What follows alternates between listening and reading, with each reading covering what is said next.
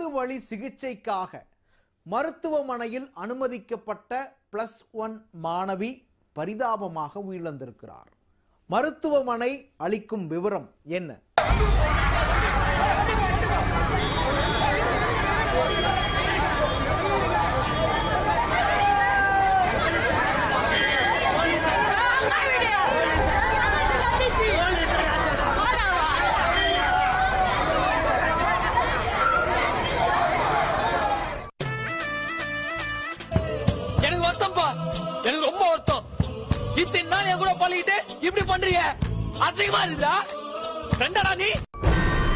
திருவொற்றியூர் ராஜா கடை பகுதியைச் சேர்ந்த நந்தினி என்பவரின் மகள் அபிநயா.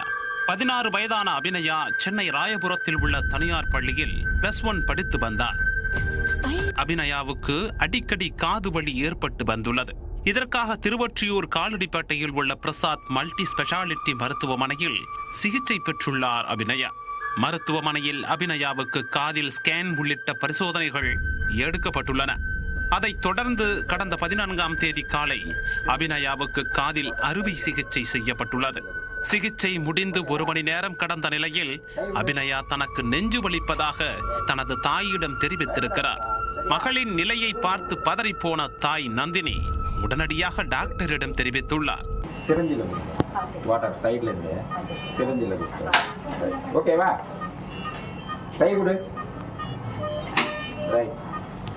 பயப்படாதப்பா, சரியா?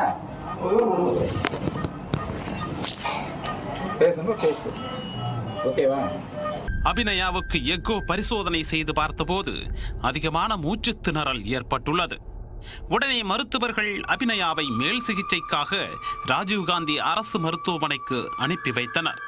ராஜீவ்காந்தி மருத்துவமனையில் தீவிர சிகிச்சை பிரிவில் இருந்த அபிநயா வெள்ளிக்கிழமை காலையில் பரிதாபமாக உயிரிழந்தார். ஒரு டெஸ்ட்னு பண்ண எனக்கு கேட்டுனா நானும் சலிக்காத சார் கொடுத்துன்னு தானே என் பொண்ணுக்கு ட்ரீட்மெண்ட் என்னதான் எடுத்தாங்கன்னு தெரியல சார். கொஞ்சம் தான் என்னங்க சார் என் பொண்ணு இன்னைக்கு அந்த நிலைமைக்கு இங்க ஒரு ஊசி போட்டாங்க சார். அது எதுக்கு போட்டாங்க என்னத்துக்கு போட்டாங்கன்னு கூட தெரியல சார். எனக்கு திருப்பி அவங்களே ஜிஹெச்சுக்கு ஏத்திட்டாச்சு சார். எங்களை கூப்பிட்டு வச்சு பேசிட்டு அவங்க நல்லா ஆயிடுமா, நான் டாக்டர் கிட்ட பேசுறேம்மான்னு திருப்பி ஜிஹெச்சு போறமாதான் வருது. மாணவி உயிரிழந்த தகவல் கேட்டு அவரது குடும்பத்தினர் மற்றும் உறவினர்கள் கடும் அதிர்ச்சி அடைந்தனர். மாணவியின் உடலை பார்த்து குடும்பத்தினர் கதறி அழுதது பார்ப்போரை உருக வைத்தது. திருவொற்றியூர் பிரசாத் மருத்துவமனையில் தவறான சிகிச்சை அளிக்கப்பட்டதாக மாணவியின் உறவினர்கள் குற்றம் சாட்டினர். ஆனால் குற்றச்சாட்டை மறுத்துள்ள பிரசாத் மருத்துவமனை நிர்வாகம் மாணவிக்கு இதயத்தில் கோளாறு இருந்ததால் உயிரிழந்து இருக்கக்கூடும் என்று தெரிவித்துள்ளனர். ஹார்ட் பம்ப் பண்றது பார்த்து எங்களுக்கே ஒரு ஷாக்கிங். அதுக்கப்புறம் என்ன பண்ணிட்டோம், சரி ஒரு நாள் வச்சிருந்து பார்த்தோம். அதுக்கு பாப்பாவுக்கு இன்னும் கொஞ்சம் ஹை அண்ட் கார்டியாக் கேர் தேவைப்படுற மாதிரி ஒரு ஃபீலிங்கு. கார்டியாலஜிஸ்ட் சொன்னார், சார் நம்ம வேற டெர்ஷியரி கேர்ல நம்ம வச்சா நல்லா இருக்கும் அப்படின்னு அவங்கக்கிட்ட ஆப்ஷன் கேட்டோம். ஓகே, நீங்க ஒன்று அப்போலோ இல்லை ஜிஹெச்சுக்கு போகலாமா? அப்போலோ போக முடியுமானா இல்லை சார் நாங்கள் எங்களால் முடியாது அப்படின்னாங்க. அப்புறம் சரிம்மா இதுக்கு ஈக்குவலாக இருக்கிற இடம் GH intensive care coronary care unit. Okay, அங்கே நம்ம போகலாம் அப்படின்னு சொல்லிட்டு அது சார் அவங்க எல்லாம் கையெழுத்து போட்டுருக்காங்க சுகம் ஹாஸ்பிட்டலில். Okay sir, okay sir. கையெழுத்து போட்டு அங்கே ஷிஃப்ட் பண்ணிட்டு எல்லாம் பண்ணியிருக்கிறோம், எல்லா ட்ரீட்மெண்ட்டும் கொடுத்துருக்குறோம்.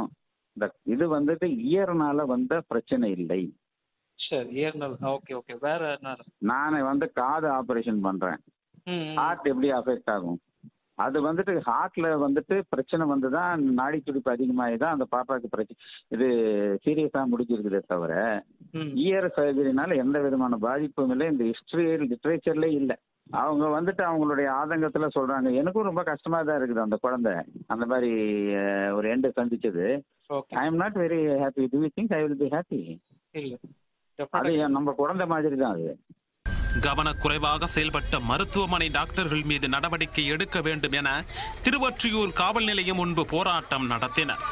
அபிநயாவின் தாய் மற்றும் உறவினர்கள், வீட்டின் அருகே வசிக்கும் திருநங்கைகள் சாலையில் அமர்ந்து மறியலில் ஈடுபட்டனர். துணை ஆணையர் ஜான் ஆல்பர்ட் தலைமையில் வந்த போலீசார் அவர்களிடம் சமாதான பேச்சுவார்த்தை நடத்தினர். அப்போது திருநங்கை ஒருவர் கையில் கொண்டு வந்த மண்ணெண்ணெய் கேனை காவல் நிலையம் மீது வீசினார். மாணவியின் உடற்குறாய்வு ஆய்வின் முடிவு அடிப்படையிலேயே அடுத்த கட்ட நடவடிக்கை எடுக்கப்படும் என்று போலீசார் தெரிவித்துள்ளனர். படு சுட்டியாக வலம் வந்த 11ஆம் வகுப்பு மாணவி திடீரென உயிரிழந்த விவகாரம் அப்பகுதியில் அதிர்ச்சியை ஏற்படுத்தியுள்ளது.